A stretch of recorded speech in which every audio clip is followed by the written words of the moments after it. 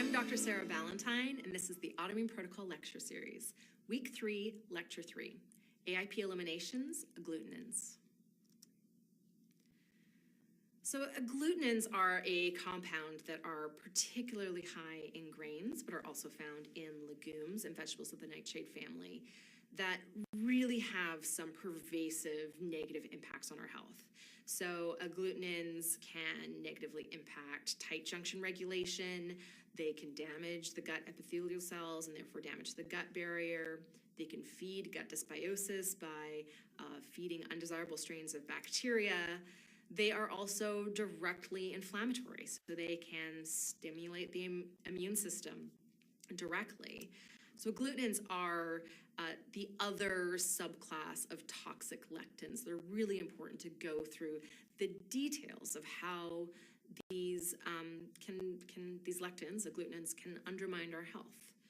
Now, most of what we know about agglutinins comes from the study of wheat germ agglutinins, that is the agglutinin that is inherent to wheat, but also soy lectin, peanut lectin, kidney bean lectin, concanavalin, which is an agglutinin in jack beans, and tomato lectin. These are all agglutinins that have been fairly well studied. Agglutinins can enter the body intact in several ways. So both ways are using endocytosis pathways, and we'll get into the details of that shortly. They are very potent stimulators of the immune system, so much they're considered adjuvants. Adjuvants are chemical compounds that can ramp up, especially antibody function, so they can ramp up the adaptive immune system. They can inhibit digestion, which can then impact nutrient absorption from other foods you're eating at the same time. They can feed gut dysbiosis. And as I mentioned, agglutinins are predominantly found in grains, legumes, and vegetables of the nightshade family. So let's start with gut barrier function, because gut barrier function, or leaky gut, increased intestinal permeability, is a prerequisite or a predisposer for autoimmune disease. So remember that the gut barrier is formed by this single sheet, this solid layer of epithelial cells, these very specialized cells that have a top and a bottom, and the cell knows what side of it is the top and the bottom because of the tight junction, this very, very important structure that not only glues cells together and allows cells to communicate with each other, but is also a dynamic structure that the cell can control how open or closed it is to allow nutrients to be absorbed into the body. When the tight junctions are not regulated very well, or when the cells that form the gut barrier are unhealthy or die, this is what causes increased intestinal permeability, which is then a big problem from an immune function perspective, because 80% of the immune system is housed just inside the gut barrier. So when toxins or bacterial proteins are leaking inside the body, that can overstimulate the immune system and lead to systemic inflammation and immune dysfunction. So wheat germ agglutinin, which is certainly the best studied agglutinin, has a couple of different pathways that it can use to get inside the body. So first, wheat germ agglutinin combined with a type of receptor called epithelial growth factor receptor in the cell surface of the gut epithelial cells. This causes the cell to engulf the wheat germ agglutinin and the receptor into either a lysosome, similar to prolamins, or an endosome. That's a very similar bubble-like structure, right? It's enclosed by a membrane, but without the digesting properties. Through that endosome, traveling through the gut epithelial cell, wheat germ agglutinin can be exocytosed, or sort of dumped inside the body, in a protected way. So it gets inside the body intact. And in fact, there's a variety of studies showing that wheat germ agglutinin is very good at getting across the gut barrier intact. Now, this process doesn't necessarily damage the cell, although it can, because similar to gluten, you can have a buildup of wheat germ agglutinin in lysosomes that can eventually damage the lysosome. But what it can do is it causes this signaling cascade of different molecules in the cell that can open up the tight junction. So there's this extra complicating factor of not only does this protected transport bring wheat germ agglutinin through the gut epithelial cell and into the body, but it also can directly increase intestinal permeability because that transport has this downstream effect of opening up the tight junctions. Now, there's another way that wheat germ agglutinin can trick an epithelial cell into engulfing it and transporting it inside the body that does not involve the EGF receptor, and that's through a direct interaction with membrane-bound carbohydrates. So it turns out that wheat germ agglutinin is very, very good at binding with certain sugar molecules that are part of glycoproteins that are membrane-bound proteins that have a sugar molecule on them. So when it does this, that also sort of triggers this event of the cell membrane wrapping around the wheat germ agglutinin and whatever else is close by, turning this into a little bubble inside the cell called, in this case, it's generally an endosome, not a lysosome, so it's a protected transport, bringing it through the cell and into the body. Wheat germ agglutinin is actually so good at getting across the gut barrier that a variety of researchers have been investigating it as a drug delivery molecule. So it is so good at tricking the gut epithelial cells, at transporting it intact across that barrier and into the body, that researchers have postulated if you take a drug for a disease that normally is not very absorbable. So we know this drug would be great if we could just get it into your body. So sometimes there's drugs that the only way of administering them is through an IV or through an injection, and scientists are trying to figure out how to create a capsule or tablet because that would be so much easier to be able to deliver this drug. But some drugs just don't cross the gut barrier. Well, some researchers have figured if you create a compound of wheat germ agglutinin and these drugs that are not very easily absorbed, that wheat germ agglutinin can help sort of piggyback that drug inside the body. That's how good wheat germ agglutinin and other agglutinins are at getting inside the body. Now, fortunately, there have been some scientists who have really blown the whistle on this idea. And they've said, look, wheat germ agglutinin is such a strong stimulator of the immune system that this does not make a good drug delivery molecule because you are going to basically be giving people purified wheat germ agglutinin attached to some drug. And because there seems to be a really strong correlation between wheat germ agglutinin and gastrointestinal disorders and inflammation of the gastrointestinal tract, this is probably not a good idea. Other agglutinins are also very good at getting into the bloodstream, right? They cross the barrier intact. They get inside our bodies. They get into the circulation. So we know kidney bean lectin, which is an agglutinin in kidney beans, is very, very good at getting inside the body intact. Kidney bean lectin, by the way, also causes extensive overgrowth of E. coli. That's a huge problem. Peanut lectin, another agglutinin, but this one found in peanuts, enters the bloodstream very, very quickly after consumption, measurably in all of us. This does not require a genetic predisposition whatsoever. Tomato lectin also gets into the body very, very quickly.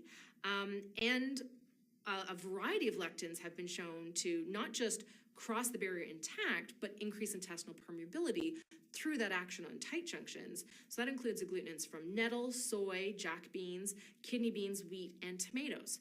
They're all good at crossing the gut barrier intact, getting inside the body, increasing intestinal permeability on the way, and oh, by the way, stimulating the immune system. Agglutinins are profound stimulators of the immune system. In fact, they increase the activity of antigen-presenting cells. Those are macrophages and dendritic cells, those sentinel cells that live in every single tissue that will engulf a pathogen right when it first enters the body, right? They're the early warning sign of, oh, look, this infectious agent is here. But you increase the activity of those pathologically. First of all, it's really hard to turn down a dysfunctional inflammatory response, but also you can have cells reacting to things that are not invading pathogens. It increases the activity of type 1, type 2, and type 17 helper T cells. Those are all potential culprits as sort of overactive cells in autoimmune disease. Remember, Th1 and Th17 cells can help drive the activity of natural killer cells and cytotoxic T cells. Remember that Th2 cells can help drive the activity of B cells producing more antibodies. So it increases their activity and it increases their cell division rate, so it increases the population of those cells. Agglutinins also downregulate or decrease the activity of regulatory T cells. So this situation in autoimmune disease where we have this imbalance in effector cells and the attacking cells, and regulatory cells, where the regulatory cells are either insufficient to control the activity of the effector cells, or the effector cells are not listening to them. That imbalance, where you just don't have enough regulatory actions of the immune system, that imbalance is in part being caused by agglutinins. Agglutinins by themselves can drive that imbalance in the immune system. They also stimulate generalized inflammation, right? The inflammation from the innate immune system through activating neutrophils. And they stimulate oxidant formation, reactive oxygen species formation, which itself can drive inflammation. So agglutinins have a variety of effects that can be extremely problematic for those of us with autoimmune disease. In fact, if you look at the science, as much as there's so much focus on gluten-free diets and the role that gluten has in gut barrier function and immunity, wheat germ agglutinin is actually a much more active and problematic compound in wheat. And the agglutinins in legumes and other grains and vegetables in the nightshade family appear to be equally as problematic. So I mentioned that wheat germ agglutinin has been investigated as a drug delivery molecule. So have some other agglutinins. So tomato lectin has been investigated for use in vaccines as an adjuvant. So that is the compound that is put into a vaccine to ramp up your immune response to the dead or inactive virus in that vaccine. So the idea is you're going to put a small amount of dead virus in the vaccine, and you're going to stimulate the immune system so that you develop immunity, you develop immunological memory against polio or tuberculosis or whatever, tetanus, whatever it is. The idea is then when you're exposed to a polio virus, you have immunologic memory, and you can ramp up this huge immune response before that virus actually has the opportunity to infect you. Great in vaccines, not a great compound to be getting from food. Soy lectin has also been investigated for use in vaccines. And it's really worthwhile emphasizing that this is not what was meant by "let food be thy medicine," right? That phrase is really talking about how the nutrients in foods can provide the resources our bodies need to heal. It's not because of bioactive drug-like molecules that are inherent to food.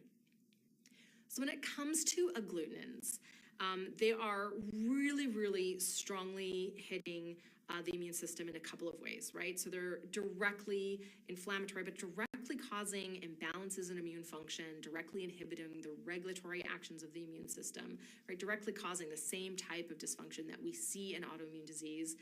And then they're indirectly affecting the immune system through effects on gut health, feeding E. coli and other undesirable strains of bacteria in the gut, causing increased intestinal permeability and potentially damaging epithelial cells as they enter the body. So when we eliminate foods with agglutinins, these are the foods that come off our plates. Wheat, especially wheat germ agglutinin, is a pretty powerfully inflammatory substance. So wheat, but also other gluten-containing grains. Gluten-free grains still have agglutinins. Pseudograins still have agglutinins. Legumes of all sorts, so soy and peanuts, those agglutinins are the best studied, and they seem to be the most inflammatory. Same with kidney beans, but other dried beans as well. And vegetables of the nightshade family, tomato lectin being particularly problematic agglutinin. So cutting out agglutinins from our diet cuts out pretty much the same foods, or pretty close to the same list of foods as prolamins. And that's a really important thing to keep in mind, because a lot of these foods have more than one problematic substance in them. So as we continue along this track and we continue along getting into the nitty-gritty details about how these different compounds can interact with our bodies in a negative way, it's important to remember that a lot of the foods that are eliminated, or certainly the vast majority of the foods that are eliminated, are problematic because of the presence of more than one of these types of compounds. We look at grains, legumes, pseudograins, and nightshades. They typically contain both prolamins and agglutinins, which are problematic in similar but independent ways. And that's one of the major reasons why grains, especially gluten-containing grains, are not likely to ever work for people with autoimmune disease.